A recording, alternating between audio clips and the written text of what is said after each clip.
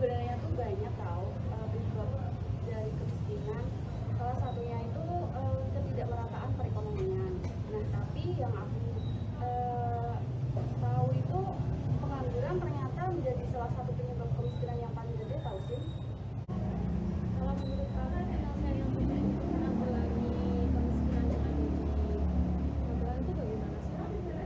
Banyak sebenarnya yang dapat dilakukan pemerintah untuk menanggulangi permasalahan kemiskinan. Salah satunya itu menggunakan strategi Economize. Economize itu singkatan dari Education, Optimization, Mentoring, Utilization, dan Development. Pertama, education atau pendidikan. Kita semua tahu kalau pendidikan merupakan hal penting bagi manusia. Sayangnya di Kota Magelang ini sebagian masyarakat lebih memilih mengirim anaknya di pesantren atau pondok dibanding meneruskan pendidikan anak mereka ke jenjang yang lebih tinggi. Padahal kan sekarang lowongan pekerjaan itu banyak yang syaratnya itu minimal SMA atau SMK dan D3 untuk jabatan tertentu. Apabila seperti itu, anak-anak yang melanjutkan pendidikannya jadi susah dapat pekerjaan kan. Selain itu, strategi education juga berfokus pada pendidikan non formal. Kan banyak nih yang tidak mampu untuk melanjutkan pendidikan. Kursus itu menjadi salah satu solusi. Banyak kan sekarang kursus online maupun offline yang dapat diikuti untuk mendapatkan keterampilan, jadi nggak berfokus pada pendidikan formalnya, namun kita dapat mengusahakan yang non-formal. Contohnya tuh kayak kursus komputer, kursus penggunaan e-commerce, kursus desain grafis, dan kursus bahasa asing. Magelang kan banyak tempat wisata yang didatangi bule-bule nih. Kalau masyarakat dapat berbahasa asing kan dapat membuka peluang usaha jasa tour guide. Nah, kalau yang kedua itu ada optimization atau optimalisasi balai latihan kerja. Aku tahu, bener sih Rum, sebenarnya BLK itu dapat menciptakan sumber daya manusia yang berkualitas. Sayangnya jenis latihan yang diberikan kurang sesuai dengan usaha atau industri yang tersedia. Contohnya tuh BLK Magelang. Masa di situ hanya ada 3 jenis latihan saja, hanya ada sepeda motor, mesin logam, dan las listrik. Benar sekali sih. Nah, jadi kalau strategi yang ketiga itu ada mentoring atau bimbingan. Bimbingan yang dimaksud itu diberikan kepada pelaku UMKM agar usaha yang mereka jalankan itu mampu bertahan dan berkembang melalui pembuatan surat perizinan usaha, pembayaran pajak, dan masih banyak lagi.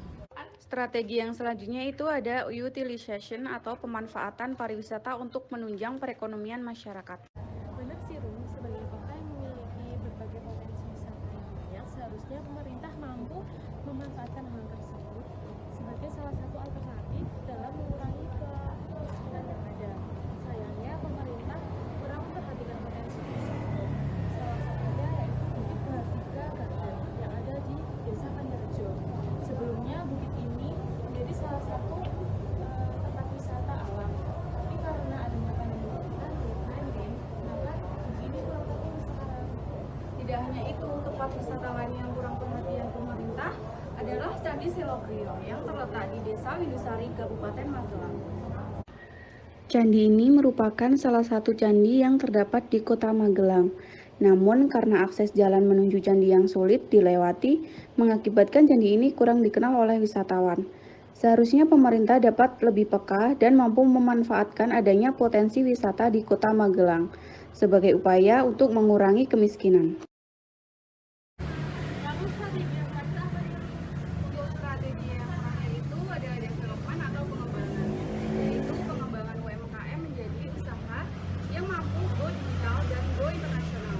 Salah satunya dapat mengembangkan UMKM adalah kebijakan pemerintah. Pemerintah harus membuat kebijakan yang mampu mendorong pengembangan UMKM yang ada di sekitar Kota Magelang sehingga mampu mendukung dan memperluas pasar bagi produk-produk UMKM. Kelima strategi ini sesuai dengan tujuan SGDS. Poin ke-1, tanpa kemiskinan. Poin ke-4, pendidikan berkualitas. Poin ke-8, pertumbuhan ekonomi dan pekerjaan yang layak.